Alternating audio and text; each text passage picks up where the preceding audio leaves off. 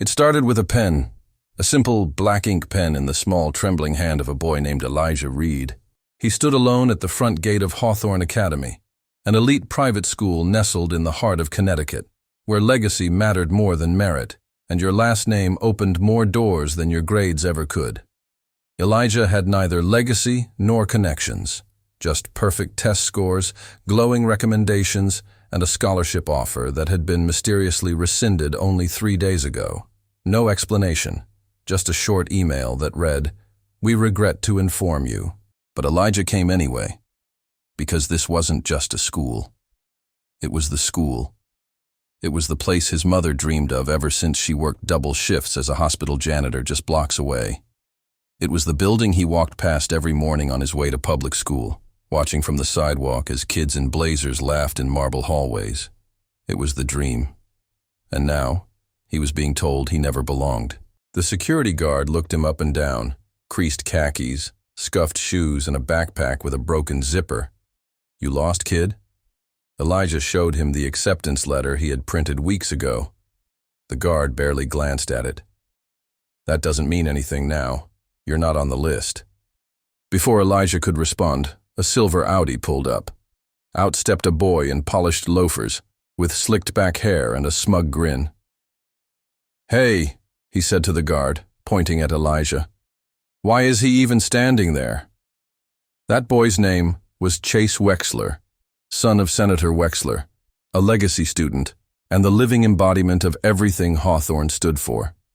He didn't recognize Elijah, not from any prep camp or interview round, so he assumed the worst. Elijah's lips parted to speak, but the guard raised a hand. "Move along, son. Don't make this hard." A few students walking past chuckled. One whispered, "This isn't a public library, bro." Another added, "Did you seriously think they'd let someone like you in?" Elijah didn't cry. He didn't scream. He didn't beg. He just stared through the iron gates at the building beyond, the future slipping away like smoke through his fingers. And then he turned, walked away, not knowing that a year later he'd be the reason this school added an entire science wing, with his name carved into the stone above its doors. But we're not there yet. Before that there was rejection, there was injustice, and there was a plan. Because what Elijah lacked in connections, he made up for in brilliance.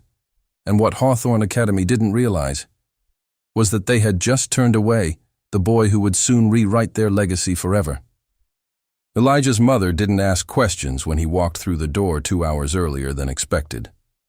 She just looked at his face, tight jaw, clenched fists, and silence, and knew something had gone wrong. She didn't ask why his backpack was still zipped, why the lunch she packed was untouched, or why he didn't take off his shoes. She just wrapped him in the kind of hug that only single mothers know how to give. Equal parts strength, sorrow, and survival. "I'm fine," Elijah finally said. But he wasn't. He went to his room, sat at the tiny desk by the window, and stared at the stack of books he'd spent the summer reading. Textbooks far above his grade level, engineering kits, journals from MIT, and printouts of quantum mechanics articles he could almost understand. None of them mattered now. The scholarship he earned had vanished, the opportunity gone, not because of his grades, not because of anything he'd done, but because of something he had no control over: his skin. He didn't have the words for it yet, but Elijah had just experienced his first taste of covert rejection, the kind that hides behind bureaucratic language and polite emails, the kind that keeps the gates closed while pretending to welcome all. That night he didn't sleep.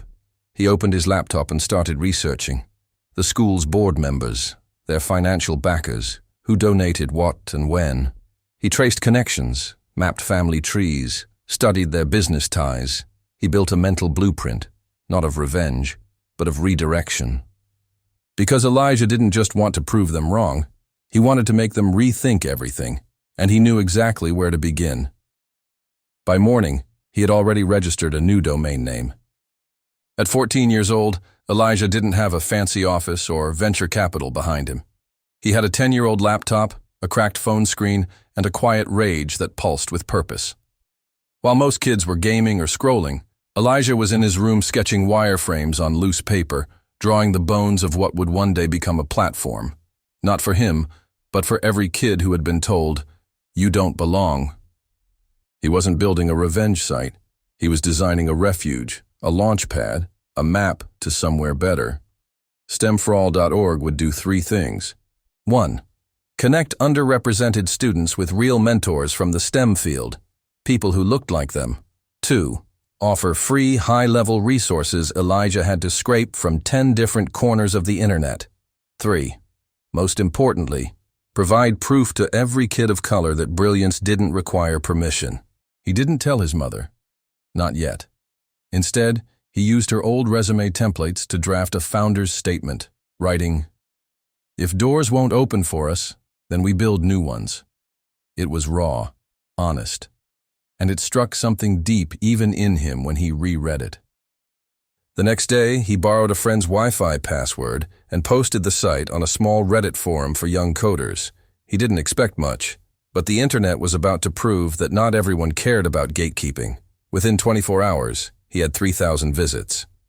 By the end of the week, someone from Tech Beacon magazine reached out asking for an interview. They assumed Elijah was a grad student at Stanford. He replied, "I'm in 9th grade. I just want kids like me to know they're not broken." They published the article the next day, and that's when the real storm began. When the Tech Beacon article dropped, Elijah's phone didn't just buzz, it exploded.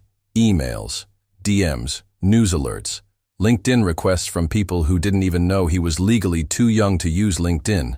One headline read, "Teen from Baltimore builds STEM platform for underrepresented youth."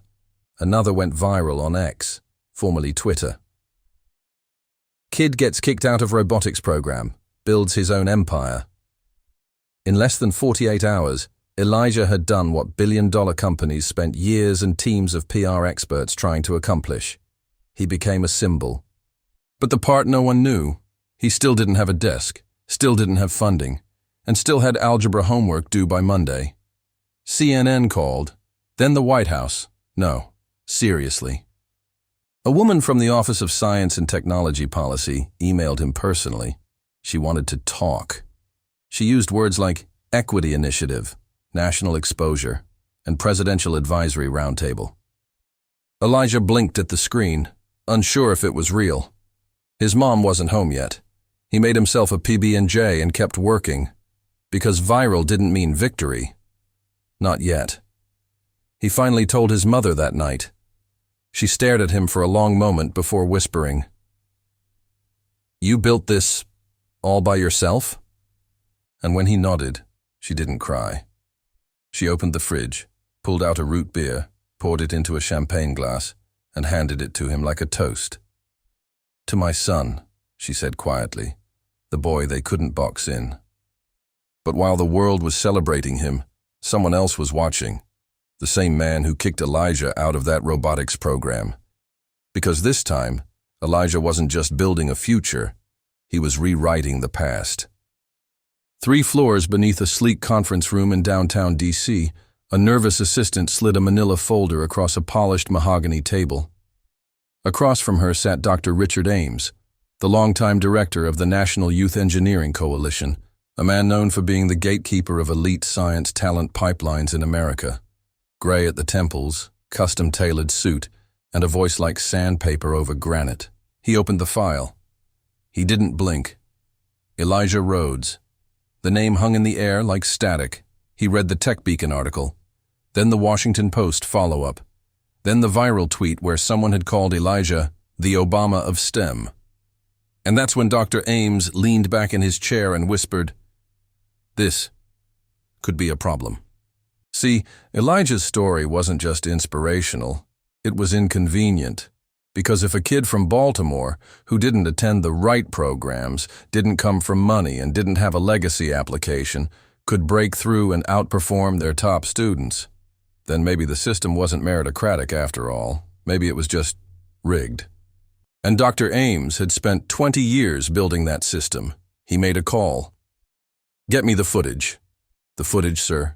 "The interview. The clip where the kid says we kicked him out. If it exists, I want it." Back in Baltimore, Elijah had no idea any of this was happening.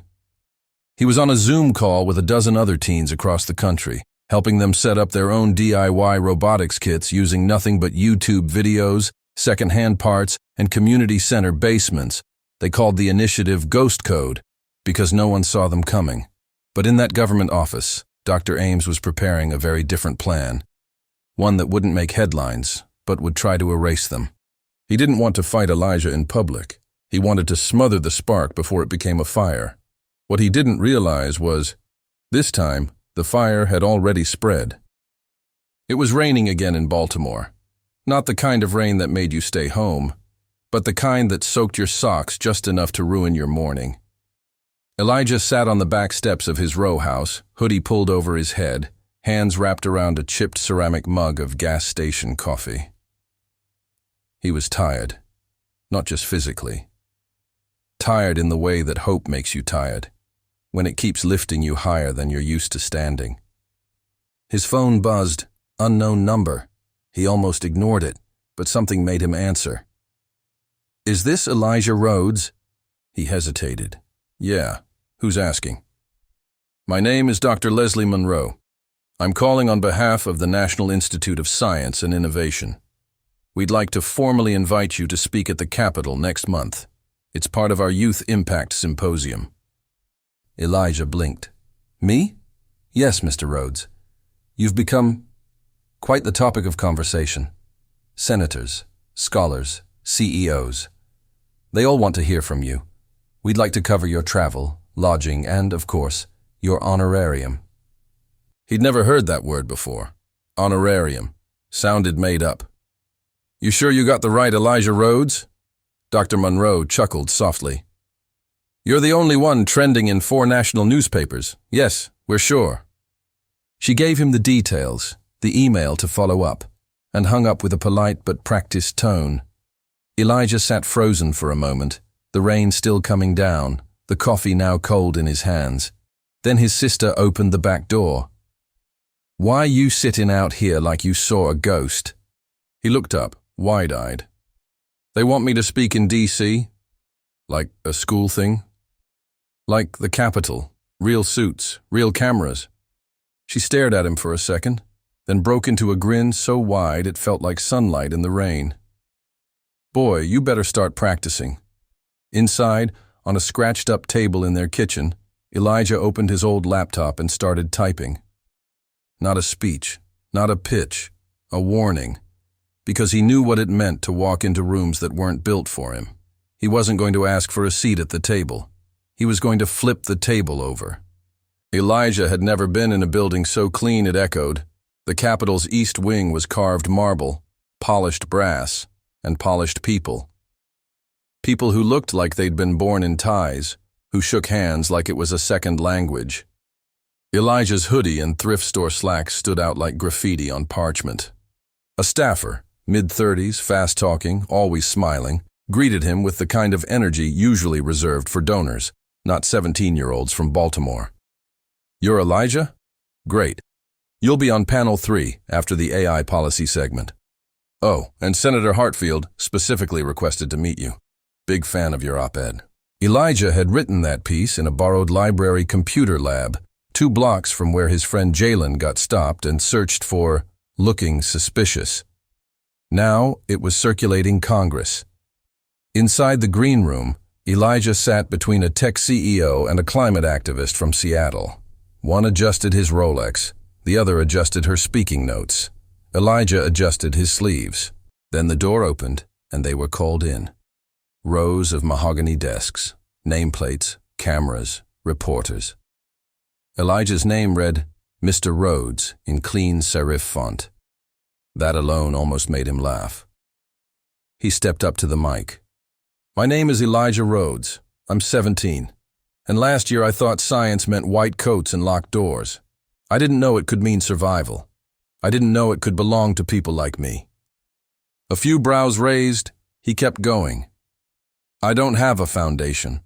I don't have a mentor who worked at NASA. What I have is a little sister who breathes easier because I hacked a $40 air purifier. And a city where kids think STEM is something you hear in a rap verse, not something you live." "You want innovation?" Stop ignoring where it already is." The room went silent, except for one senator who leaned forward, her voice barely above a whisper. "Who taught you to think like that?" Elijah met her eyes. "No one. I had to learn because no one else was going to save us." The room didn't clap. It sat still. And sometimes stillness is louder than applause. It didn't take 24 hours. By the next morning, clips of Elijah's testimony had gone viral. 17-year-old destroys Congress with facts. Teen tech prodigy from Baltimore breaks the internet. Young genius exposes truth about inequality. Some called him a hero, others called him a fluke. But both missed the point. Elijah had no interest in being either. CNN asked for an interview. So did the BBC. And Fox? They wanted to ask about his upbringing. "What's it like growing up in an environment like that?" the anchor said, her smile too wide, too rehearsed. Elijah sat stiff in the remote studio chair. "What do you mean, like that?" "You know," she said, still smiling. "Urban, challenging, troubled." He didn't flinch. "You mean black?" The producer in his earpiece froze, but Elijah wasn't done. "Because if I was white and invented that same tech in Palo Alto, you'd be calling me a genius, not a survivor." The anchor blinked. Her smile cracked just enough to show the discomfort beneath. The segment ended early. But the clip, it exploded. And while support poured in, so did the venom, anonymous emails. DMs telling him to stay in his lane. One message just said, "Smart mouth. Better pray it doesn't get you shot." It hit harder than he expected. He'd thought telling the truth would be enough. But truth, it turns out, threatens power. And Elijah? He'd just painted a bullseye on his back. Back in West Baltimore, the story was different. Elijah had barely stepped out of the Uber when the first comment hit him like a slap. "Look who's back, Mr. CNN." The guys on the corner weren't impressed. Dante, his old friend from middle school, crossed his arms and spat toward the curb. "I seen your little clip. Out here talking like you Harvard or something. You forgot where you from?" Elijah stood there, backpack still on, unsure whether to defend himself or just walk away. He wasn't surprised. Not really. But it still stung. At home, his mom greeted him with a hug that lasted too long, like she didn't know when she'd get to do it again. But his little cousin? She didn't say a word, just stared at him like he'd become something unreachable. He checked his phone.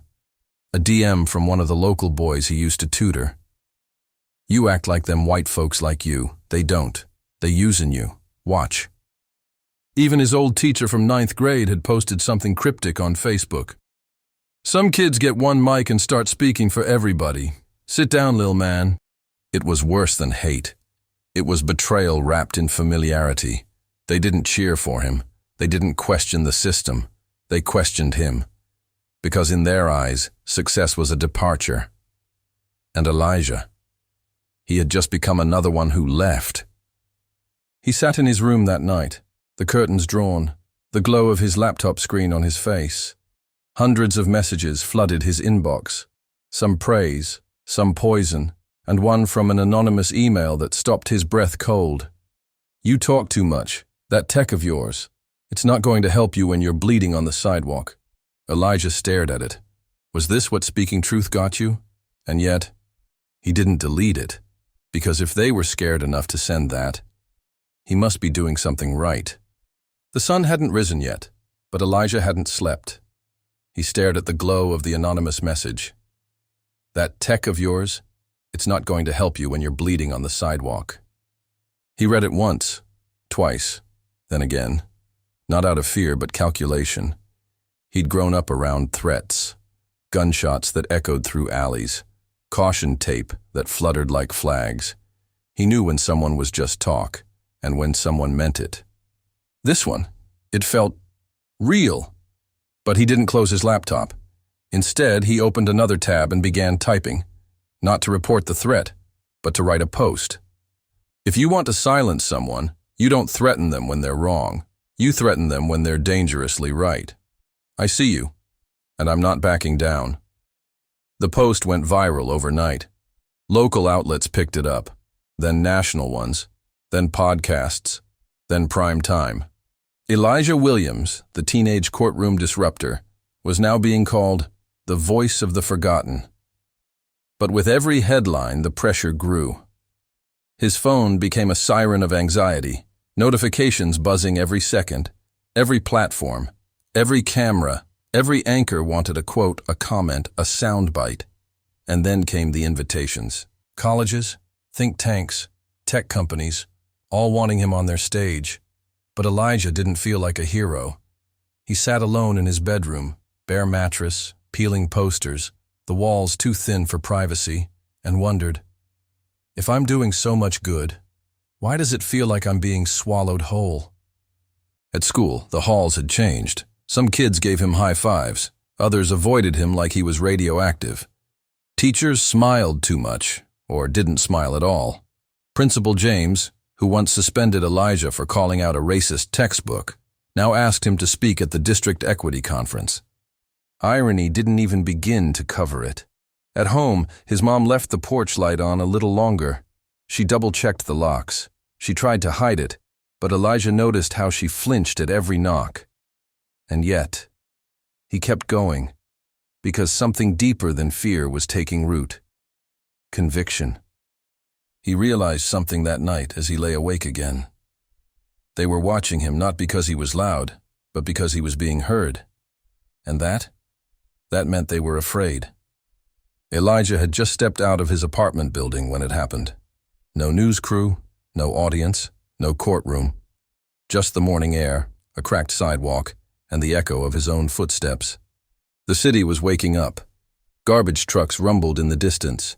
A stray cat darted across the street. For a second, everything felt normal, until he heard it. A car door slamming. Hard. Then a second one.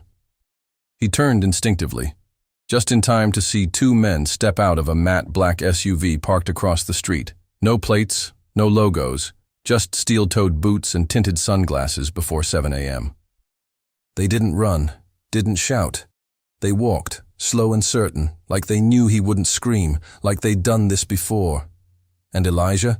He didn't flinch, didn't run. His fists clenched, but he stood his ground. "Y'all lost?" he asked, his voice steady. One of them cracked a grin. "Just slightly."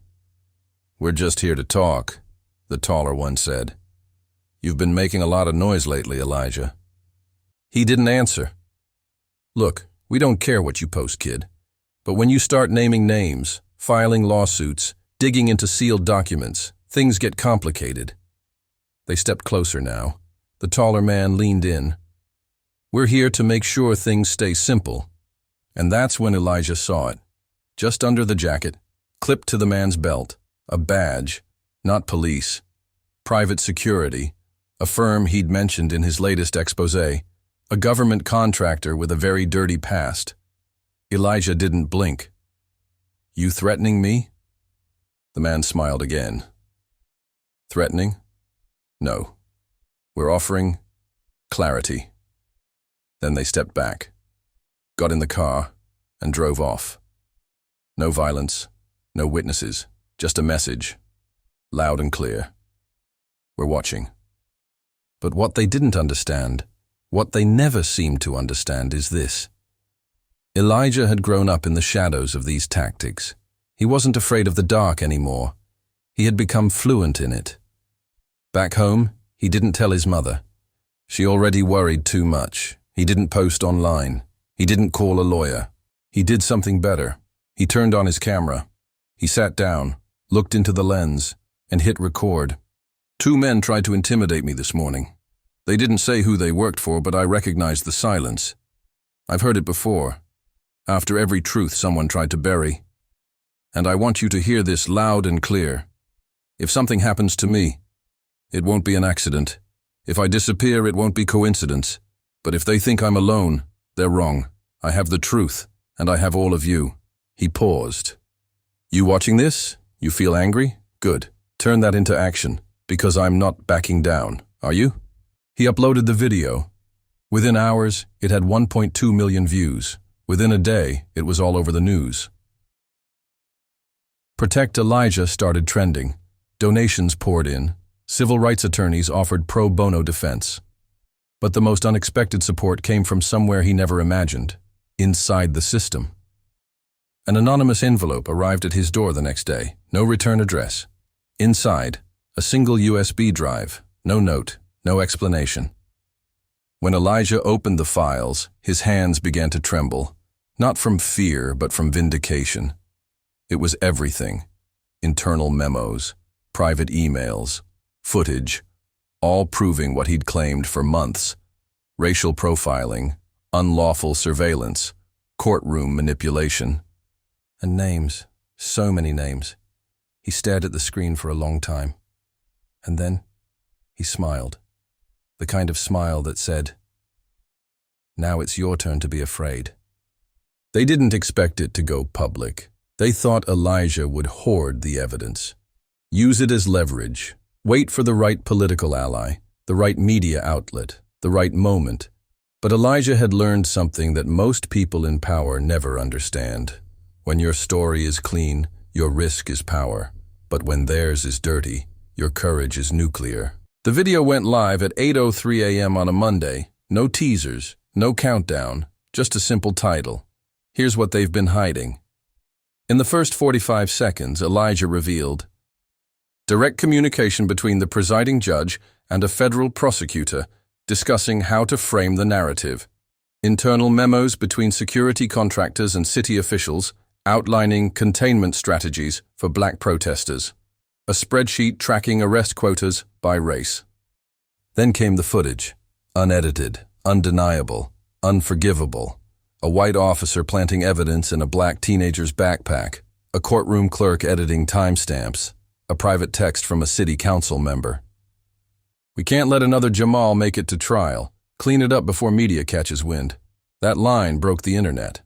By 9:14 a.m., the story was picked up by The Guardian, CNN, Al Jazeera, and Vice. By 11 a.m., 3 city officials had deactivated their Twitter accounts. By 1:26 p.m., Elijah's apartment was surrounded, but not by threats, by allies. Hundreds of people had shown up: activists, journalists, retired lawyers, even the Freedom Riders' grandchildren were there, holding signs, carrying cameras, and chanting one phrase: "Elijah's not alone." Back inside, Elijah paced his living room, not out of fear, out of calculation. He wasn't done. He turned the camera back on. "You wanted to know who I am? My name is Elijah Freeman, and I didn't ask for this fight, but I was born in it." He took a breath. "You erased the footage. I found the backup. You silenced the witness. I became the voice. You tried to shut the door. I kicked it open. You think this is just about me? It's not. It's about every kid who ever sat in a courtroom and watched justice get auctioned off like a used car. It's about every name in your files that never made the news." He leaned in. "But they will now, because I'm naming them. One by one." The stream stayed live for 7 hours. Every 15 minutes, a new document. Every 30, a new name. Judges, clerks, security firms, private contractors, even one state senator. By the end of the day, the Department of Justice had issued a formal statement, and by nightfall, 2 people named in the leaks had already resigned. But Elijah wasn't smiling, not yet, because his inbox was full of one thing: stories, hundreds of emails from people who'd been targeted, framed, threatened, silenced. He spent the next 48 hours reading every single one, and then he said 5 words that would define the next chapter of his life. "We're building something bigger." He launched a platform, the Freeman Files, a digital archive of racial injustice and whistleblower leaks. Not just a site, a weapon, a place where no story could be buried again. And you, if you've ever watched the system fail someone you loved, if you've ever seen silence win where truth was screaming, would you have done what Elijah did? Or would you have looked away? Let us know, Because this isn't just his fight anymore. It's all of ours. Elijah's name was no longer just a footnote in a courtroom transcript. It became a symbol of reckoning. His voice didn't just defend his own dignity. It sparked a movement that forced the system to confront what it had long ignored. But what do you think? Did justice truly win this time? Drop your thoughts in the comments and make sure to subscribe so stories like this never go unheard again.